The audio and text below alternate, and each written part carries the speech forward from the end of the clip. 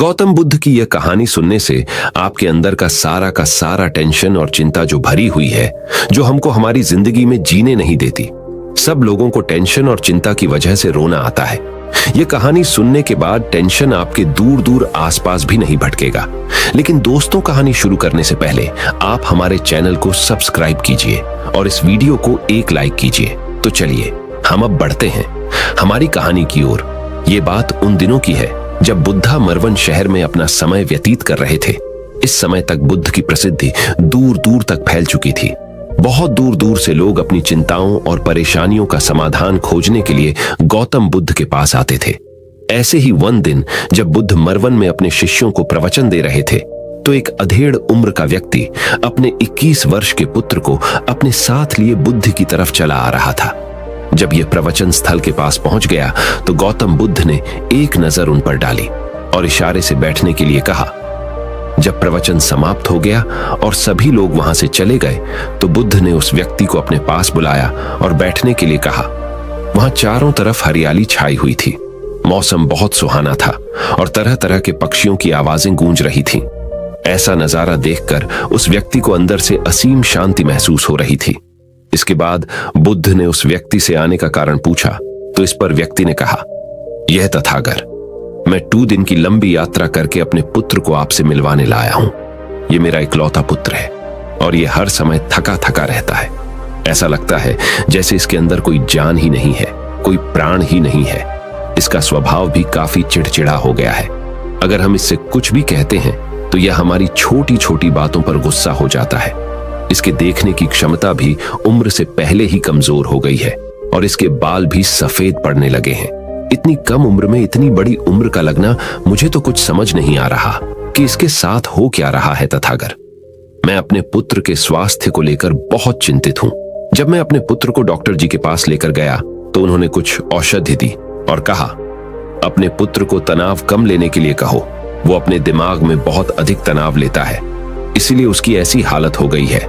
लेकिन मुझे उनके बहुत समझाने के बाद भी तनाव का मतलब समझ नहीं आया। मुझे नहीं पता कि तनाव होता क्या है, यह किन कारणों से आता है और उसे कैसे अपने पुत्र के दिमाग से निकालूं। लेकिन मुझे सबसे पहले तो यह समझना है कि तनाव होता क्या है। इसीलिए तथागत मैं आपके पास आया हूं।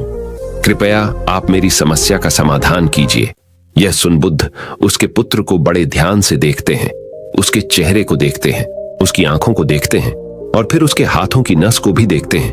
यह सारी विधि करने के पश्चात बुद्ध उस व्यक्ति से कहते हैं, तनाव लेना तो कोई नहीं चाहता, लेकिन फिर भी यह तनाव लोगों के दिमाग को दीमक की तरह पकड़ लेता है और व्यक्ति जान भी नहीं पाता कि वह तनाव में जी रहा है। लेकिन अगर व्यक्ति तनाव के कारणों को अच्छे से समझ लेता है और तनाव के बारे में कोई ऐसा पैमाना बना लेता है जिससे वह जान सके कि वह कितने तनाव में है, तो वह इस समस्या का समाधान भी खोज सकता है। सबसे पहले तो तुम ये समझो कि तनाव होता क्या है। जब भी कोई व्यक्ति कोई काम कर रहा होता है लेकिन उसका मन कहीं दूर भटक रहा होता है, कल्पनाओं में होता है, तो उसके शरीर और मन के बीच एक दूरी पैदा हो जाती है। यह दूरी जितनी अधिक होगी, व्यक्ति उतनी ही ज्यादा बेहोशी की अवस्था में होता है और शरीर व मन के बीच की इसी दूरी, इसी खिंचाव को तनाव कहा जाता है। आखिर कोई पसंदीदा खेल खेलने के बाद व्यक्ति चुस्ती और प्रसन्नता से क्यों भर जाता है, जबकि उसने तो अपने शरीर को थकाया है। लेकिन समझने वाली बात यह है कि खेलते समय मन और शरीर एक साथ पूरी तरह से उस खेल में केंद्रित होता है, जिससे शरीर और मन के बीच दूरी पैदा नहीं होती और कोई तनाव भी पैदा नहीं होता। और अगर दिमाग में कोई तनाव था भी तो वो भी दूर हो जाता है। लेकिन इसके विपरीत जब हम कोई ऐसा काम करते हैं जो हमें पसंद नहीं है, तो हमारा शरीर तो उस काम को कर रहा होता है, लेकिन हमारा मन कहीं दूर कल्पनाओं में भटक रहा होता है, जिससे शरीर और मन के बीच एक दूरी पैदा हो जाती है और इसके कारण तनाव का जन्म होता है। इसीलिए व्यक्ति को एक समय पर सिर्फ एक ही काम करना चाहिए और अपने तन और मन की सारी शक्ति उसी एक काम पर लगा देनी चाहिए, जिससे व्यक्ति के अंदर तनाव पैदा ही ना हो सकता। इसके बाद बुद्ध ने कहा, तनाव पैदा होने के मुख्य 8 कारण होते हैं और जिसने इन कारणों को समझ लिया वो जीवन भर तनाव मुक्त रह सकता है। मुख्य कारणों में सबसे पहला कारण है अति महत्वाकांक्षी होना। महत्वाकांक्षी होना अच्छी बात है, लेकिन क्या कभी आपने इस बात पर ध्यान दिया है कि इंसान के लक्ष्य कभी पूरी ही नहीं होते। उसका एक लक्ष्य पूरा हुआ नहीं कि वह दूसरे की तरफ भागने लगता है, दूसरा पूरा हुआ नहीं तो तीसरे की तरफ, और इस तरीके से वो अपने लक्ष्यों को पाने के लिए जिंदगी भर गोल गोल घूमता रहता है। इसीलिए जो व्यक्ति अति महत्वाकांक्षी होता है, जिसने बड़े बड़े लक्ष्य बनाए होते हैं, वह वर्तमान में कभी रह नहीं पाता। उसका मन सदैव भविष्य की योजनाएं बनाने में ही व्यस्त रहता है। उसका शरीर तो वर्तमान में रहता है, लेकिन मन भविष्य में ही रहता है, जिससे मन और शरीर के बीच दूरी पैदा हो जाती है और वह तनाव भरी जिंदगी जीने लगता है। बुद्ध के मुंह से यह बात सुन उस लड़के ने कहा, बुद्ध, तो फिर इसका मतलब है कि हमें लक्ष्य नहीं बनानी चाहिए, क्योंकि लक्ष्य बनाना भी तो महत्वाकांक्षा ही है। इस पर बुद्ध ने कहा, जीवन में लक्ष्य बनाना कोई गलत बात नहीं है, लेकिन समस्या तब उत्पन्न होती है जब वो अपना पूरा ध्यान उस लक्ष्य से मिलने वाले परिणाम पर ही लगा देते हैं और उसके परिणाम की चिंता करते रहते हैं। व्यक्ति को वर्तमान में जीना आना चाहिए। आप लक्ष्य बनाइए और उस लक्ष्य की प्राप्ति के लिए कड़ी मेहनत करिए, लेकिन साथ ही साथ आपको इस बात का भी ज्ञान होना चाहिए कि आप अभी वर्तमान में जी रहे हैं और वर्तमान ही सत्य है। बुद्ध ने आगे कहा, तनाव का दूसरा सबसे बड़ा कारण है ईर्ष्या। जब व्यक्ति ईर्ष्या और जलन से भर जाता है तो उसका मन अंदर से सड़ने लगता है। ईर्ष्या एक आंतरिक घाव है। आंतरिक घाव यानी मन का घाव व्यक्ति के शरीर का घाव तो भर सकता है, लेकिन मन का घाव कभी नहीं भर सकता। इसीलिए व्यक्ति को दूसरे की खुशी और तरक्की से कभी ईर्ष्या नहीं करनी चाहिए, क्योंकि ये भी एक तनाव का कारण है। इसके बाद बुद्ध ने तनाव का अगला कारण बताते हुए कहा कि आरुष्यपूर्ण काम करने से भी मन में तनाव पैदा होता है। जो काम करना हमें पसंद ही नहीं है, जिस काम में हमारी रुचि ही नहीं है, उस काम में हमारा मन लग ही नहीं पाएगा। हमारा शरीर तो वही बैठा रहेगा, लेकिन हमारा मन कल्पनाओं की उड़ान भरेगा, जिससे शरीर और मन के बीच दूरी पैदा हो जाती है और व्यक्ति तनावग्रस्त हो जाता है। इसीलिए इंसान को हमेशा अपनी रुचि के अनुसार ही कार्य करनी चाहिए। अगर व्यक्ति ने यह पता कर लिया कि उसे कौन सा काम करना पसंद है और वो उसी काम को अपने जीवन का लक्ष्य बना लेता है, तो फिर वो काम उसके लिए काम नहीं बल्कि खेल बन जाता है। फिर भगवान गौतम बुद्ध ने कहा, तनाव का चौथा कारण होता है किसी दूसरे से आशा रखना। बुद्ध ने उस व्यक्ति की ओर इशारा करते हुए कहा, एक पिता होने के नाते तुम्हारी अपने पुत्र से बहुत सी अपेक्षाएं होंगी कि तुम्हारा पुत्र एक बहुत ही कामयाब इंसान बने, तुम्हारा नाम रोशन करे, जैसा तुम चाहते हो उस तरह का जीवन जिए, तुम्हारी हर बात माने। लेकिन क्या आज तक कभी किसी की सारी अपेक्षाएं पूरी हुई है? जब भी कोई व्यक्ति किसी दूसरे से कोई अपेक्षा रखने लगता है तो वो अनजाने में अपने लिए तनाव पैदा करने लगता है।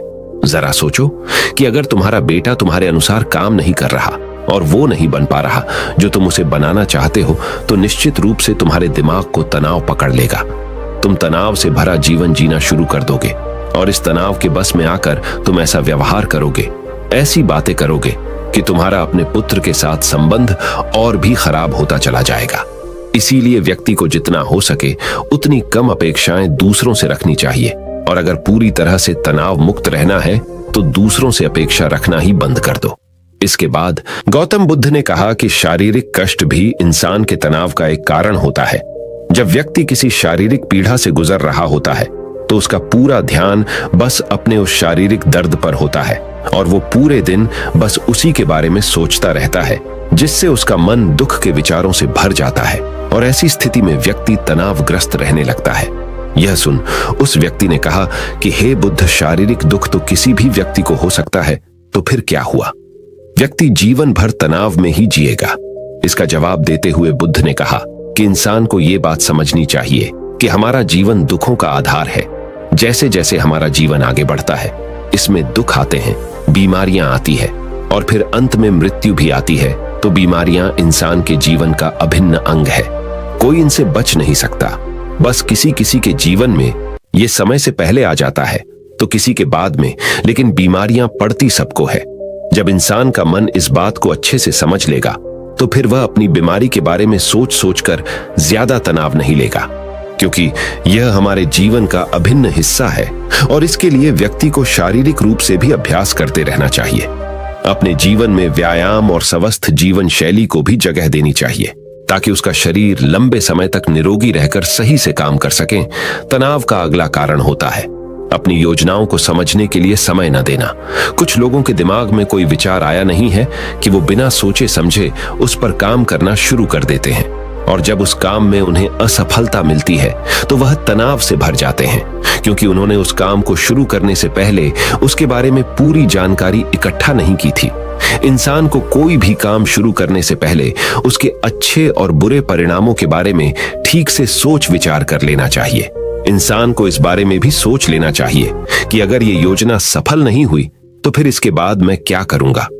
इसलिए व्यक्ति को अपनी योजनाओं को ठीक से समझने के लिए पूरा समय देना चाहिए, ताकि बाद में उस योजना की वजह से तनाव पैदा ना हो। तनाव का 7वां सबसे बड़ा कारण होता है टाल मटोल करना, आज के काम को कल पर टालना। आप लोगों ने ये कहावत तो सुनी होगी कि आलस इंसान के शरीर का सबसे बड़ा शत्रु है। इंसान आलस्य की वजह से आज के काम को कल के लिए टाल देता है, और फिर काम को टालना उसकी आदत बन जाती है। काम को कल पर टालने वाले व्यक्ति का काम कभी भी समय पर पूरा नहीं हो पाता, और अगर किसी तरह से पूरा हो भी जाता है तो वह उतना अच्छा नहीं हो पाता जितना अच्छा उसे किया जा सकता था, और फिर यह बात व्यक्ति के अंदर तनाव पैदा करती है। लेकिन काम को टालना या काम को एकदम अंत समय पर करना एक आदत है, इसीलिए व्यक्ति ना चाहते हुए भी बार बार अपनी इस आदत का शिकार बन जाता है और काम को टालता रहता है, और फिर जब काम की समय सीमा पास आ जाती है तो वह तनाव से भरकर काम को पूरा करने का प्रयास करता है। इसीलिए तनाव मुक्त रहने के लिए व्यक्ति को काम को टालने की आदत छोड़नी पड़ेगी, और यह तभी संभव है जब व्यक्ति काम को समय से पहले खत्म करने का निश्चय करे। सबसे आखिरी और सबसे प्रमुख कारण जो तनाव का होता है वो है ज्यादा सोचना। लगातार सोचते रहना भी एक बीमारी है, और यह उस व्यक्ति में सबसे ज्यादा पाई जाती है जो बहुत कल्पनाएं करता है, जो अतीत की घटनाओं और भविष्य की बातों के बारे में सोचता रहता है, जो बेवजह के अनुमान लगाता रहता है। इसीलिए व्यक्ति को ज्यादा सोचने की आदत पर लगाम लगाना चाहिए।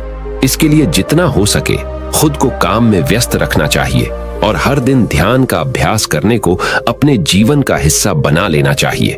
बुद्ध के मुंह से यह सारी बातें सुनकर उस व्यक्ति ने हाथ जोड़कर कहा, बुद्ध मेरा पुत्र तो अभी मात्र 20 वर्ष का ही है, और इसमें अभी इतनी समझ भी नहीं है कि यह आपकी बताई सारी बातों का एक साथ पालन कर सके। आप कृपया करके तनाव मुक्त रहने का कोई आसान सा तरीका बता दें, जिससे मेरा बेटा उसका अनुसरण भी कर सके और तनाव मुक्त भी रह सके।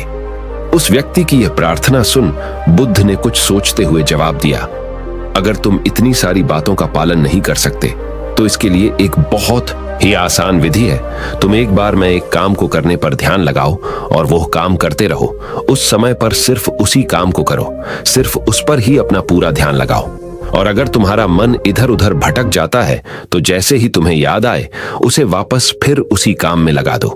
ये सबसे आसान और अच्छा तरीका है तनाव मुक्त रहने का। जब तुम भोजन करो तो उस समय सिर्फ भोजन ही करो, उसके पूरे स्वाद का आनंद लो, उससे अनुभव करो। जब चलो तो अपना पूरा ध्यान सिर्फ चलने पर ही लगा दो। इससे तुम्हारा मन और तुम्हारा शरीर दोनों एक जगह पर केंद्रित रहेंगे, दोनों के बीच दूरी पैदा नहीं होगी, जो कि तनाव का मुख्य कारण होती है। दोस्तों, आज की युवा पीढ़ी एक ही समय पर दो तीन काम करने के आदी हो चुकी है, जैसे फोन पर बात करते हुए गाड़ी चलाना, खाना खाते हुए टीवी देखना, ये फोन चलाना, और फिर इनकी शिकायत रहती है कि मैं तनाव में जी रहा हूं, मेरा मन अशांत रहता है, मैं चिड़चिड़ा सा हो गया हूं। जब कोई व्यक्ति एक ही समय पर तीन काम करेगा तो तनाव पैदा होना तो स्वाभाविक है, क्योंकि दिमाग तो एक समय पर पूरा ध्यान लगाकर सिर्फ एक ही काम कर सकता है। पूर्ण रूप से एक ही समय पर 2 कामों पर ध्यान कभी नहीं लग सकता। इसीलिए जहां तक संभव हो सके एक समय पर सिर्फ एक ही काम करने का प्रयास करें, वो भी पूरे ध्यान के साथ। दोस्तों, आशा करता हूं कि आपको इस कहानी से काफी कुछ सीखने को मिला होगा, और यह कहानी आपको पसंद आई हो तो हमारे चैनल को सब्सक्राइब कीजिए और इस वीडियो को एक लाइक कीजिए, और इस कहानी को जितना हो सके उतना अपने दोस्तों और परिवारों के साथ शेयर करें, ताकि उनका भी तनाव कम होने में मदद हो। आपका इस कहानी को पूरा देखने के लिए दिल से बहुत बहुत धन्यवाद। नमो बुद्धाय।